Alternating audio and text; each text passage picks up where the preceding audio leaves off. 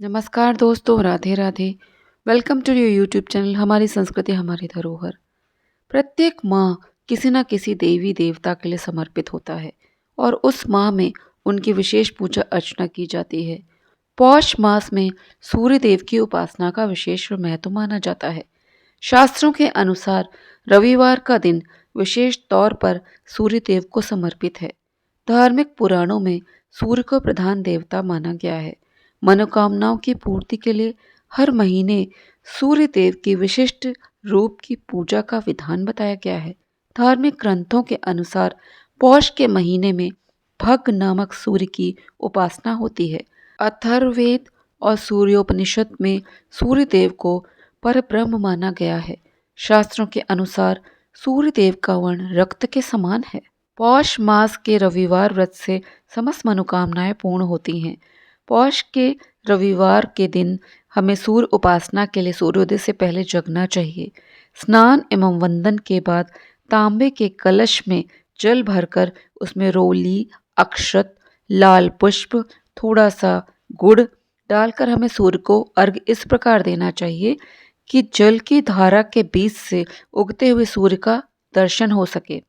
दिन भर व्रत रखकर सायंकाल अग्निहोत्र आदि कर बिना नमक का भोजन करना चाहिए। इस प्रकार इस महीने प्रत्येक रविवार को सूर्य की उपासना करने से दैविक, दैहिक और भौतिक तीनों कष्टों से छुटकारा मिल जाता है। उपासक की बुद्धि सूर्य के प्रकाश की तरह प्रखर हो जाती है। दोस्तों, सूर्य को सही विधि से अर्घ देने का वीडियो मैंने अपने इसी चैनल पर अपलोड करा है, जिसका लिंक मेरे डिस्क्रिप्शन बॉक्स में आपको मिल जाएगा। धार्मिक मान्यताओं के अनुसार सूर्य को प्रतिदिन स्नान करने के बाद अर्घ्य देना चाहिए। प्रतिदिन सूर्य देव को जल अर्पित करने से भगवान सूर्य प्रसन्न होकर आयु, आरोग्य, धन, धान्य, पुत्र, मित्र, तेज, यश, विद्या, वैभव और सौभाग्य का वरदान देते हैं। आप संध्या के समय भी सूर्य नारायण भगवान को अर्घ्य दे सकते हैं। सूर्य देव के मंत्र का जाप करना भी बड़ा ही लाभकारी होता है। सूर्य देव के कई मंत्र हैं, जिसमें ओम घृणी सूर्याय नमः, ओम श्री सूर्य देवाय नमः आदि मंत्र आप जप सकते हैं। सभी 12 महीनों में पौष के महीने में ठंड बहुत ही अधिक होती है और अधिक ठंड होने के कारण इस माह में त्वचा संबंधित परेशानियां बढ़ने लगती हैं। ऐसे में रोजाना सूर्य देव को जल देने और उपासना से हमारा शरीर उनकी किरणों के संपर्क में आता है, जिस कारण से त्वचा संबंधी बीमारियों का खतरा कम हो जाता है।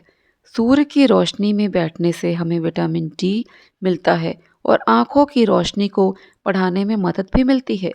सूर्य को जल का अर्घ देने से हमारे शरीर की हड्डियां मजबूत होती हैं, क्योंकि सुबह की सूर्य की किरणें व्यक्ति को सेहतमंद बनाने में मददगार होती हैं।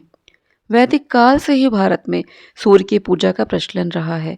पहले यह साधना मंत्रों के माध्यम से हुआ करती थी, लेकिन बाद में उनकी मूर्ति पूजा भी प्रारंभ हो गई, जिसके बाद तमाम जगह पर उनके भव्य मंदिर बनवाए गए।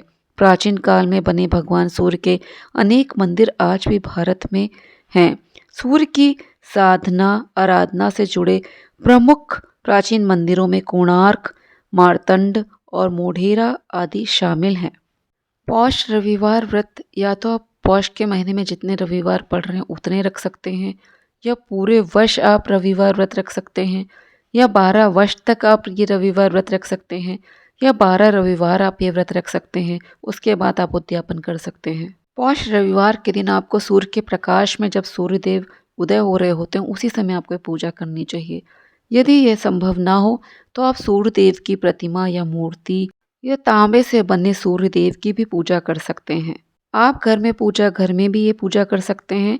वहाँ आपको एक चौकी लेनी है, चौकी पर आपको लाल वस्त्र बिछाना है, स्वयं भी लाल वस्त्र धारण करने चाहिए। यदि आप लाल वस्त्र ना धारण कर सके तो हाथ में लाल कलावा बांध लें और आपको लाल टीका लगाना चाहिए। पूजा में आपको लाल पुष्पों का प्रयोग करना चाहिए। हो सके तो आप गुड़हल के पुष्पों का प्रयोग करें। आप चाहें तो चौकी पर तांबे का एक कलश भी स्थापित करके रख सकते हैं।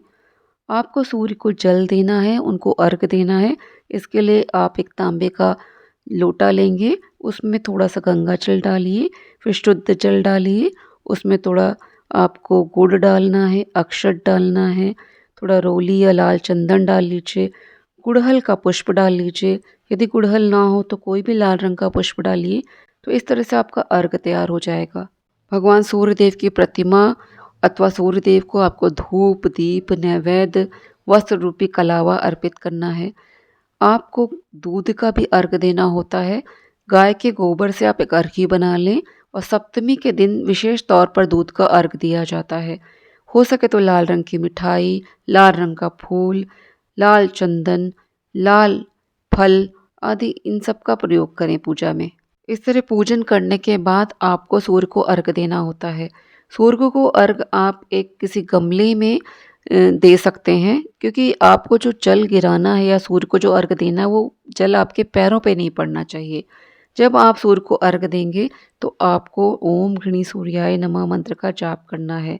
हो सके तो आप 108 बार इस मंत्र का उस दिन जाप करें और सूर्य को अर्घ देने के बाद आपको अपने स्थान पर 3 बार परिक्रमा करनी चाहिए। आपको आदित्य हृदय स्तोत्र का पाठ करना चाहिए, सूर्य सूक्त का पाठ करना चाहिए।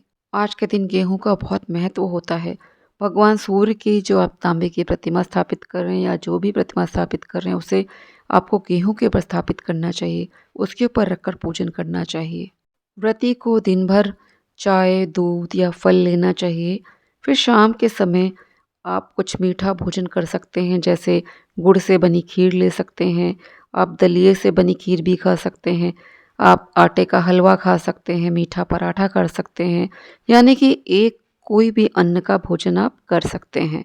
किंतु आपको सूर्यास्त के बाद कुछ भी नहीं खाना होता है।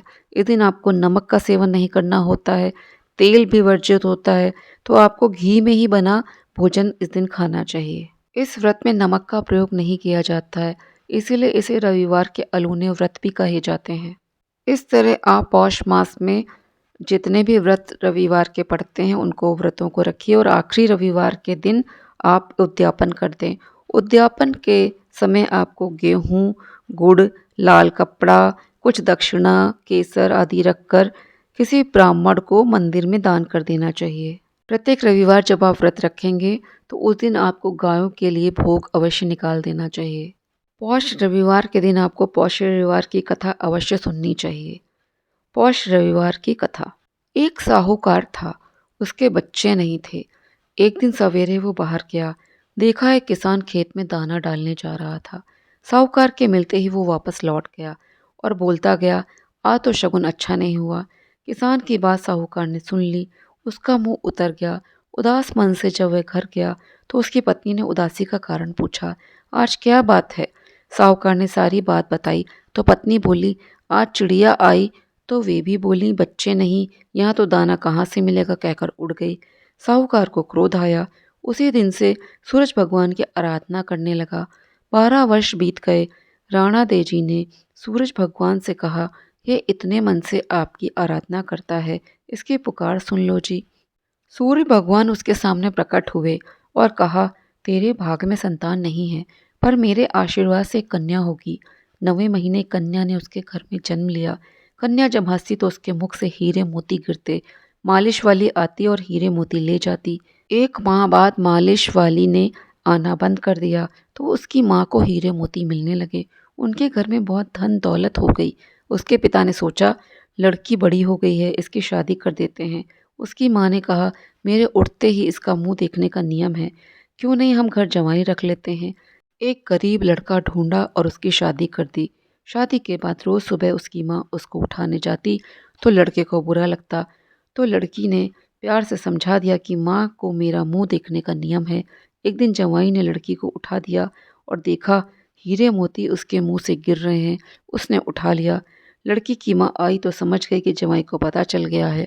उसके मन में लालच ने घर कर लिया। उसने अपने जवाई को मारने के लिए एक आदमी भेज दिया। आदमी ने जवाई को मार दिया और उसका सिर सासू को लाकर दे दिया। राणा दे जी और सूरज भगवान ने सोचा, हमारी दी हुई लड़की के पति को मार दिया, उसकी रक्षा करनी चाहिए। सूरज भगवान ब्राह्मण का रूप धारण करके गए और भिक्षा में जवाई का सिर ले लिया। अंग जोड़कर अमृत का छिता दिया और उसका पति जीवित हो गया। लड़की के पौष रविवार का व्रत करने का नियम था। वह पूजा कर, कहानी सुन, भोजन करने के लिए पति का इंतजार कर रही थी। उसका पति आया तो उसने पूछा, आपको पता नहीं है क्या कि दिन अस्त होने पर मैं खाना नहीं खा सकती? अगले दिन खाना पड़ता है। उसके पति ने उसको सारी बात बताई। बेटी बोली, अब हम यहाँ नहीं रहेंगे। सास ने बहुत पश्चाताप किया, पर बेटी अपने पति के साथ ससुराल में सुखपूर्वक रहने लगी। उसके घर में सुख समृद्धि हो गई। हे सूरज भगवान, जैसी बेटी पर कृपा करी वैसी सब पर करना। उसने अपने परिवार, पुत्र पौत्र के साथ जीवन यापन कर अंत में सूर्यलोक में स्थान प्राप्त किया। बोलो सूरज भगवान की जय। तो दोस्तों, आज का वीडियो मैं यहीं पे समाप्त करती हूँ। जय श्री कृष्णा, जय श्री राधे।